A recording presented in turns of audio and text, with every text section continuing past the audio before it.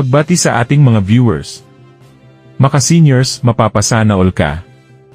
Nilagdaan ni Makati Mayor Aby Binay ang isang ordinansa na nagdadagdag ng 1,000 cash incentive ng mga rehistradong senior citizen ng lungsod.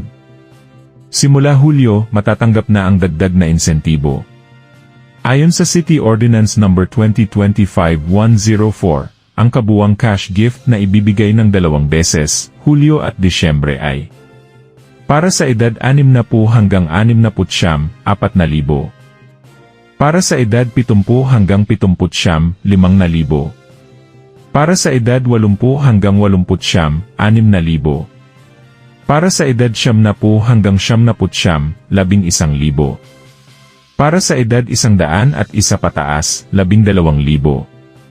Kailangan blue card holder ng 5 taon ang mga 70 pataas para makatanggap ng buong insentibo, kung hindi, 6,000 lang ang matatanggap nila.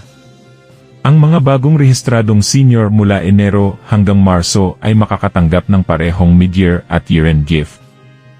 Mula Abril hanggang Setyembre, year-end gift lang. Oktubre hanggang Disyembre, walang matatanggap. Pinirmahan ang ordinansa noong Hunyo 11 bilang bahagi ng patuloy na suporta ng lungsod sa mga nakatatanda. Sana sa iyong City Hall may mga programa rin na pang-senior. Ang galing ng Makati City Hall. Muli, ito ang Senior Balita, naghahatid sa inyo ng makabuluhang balita at totoong impormasyon.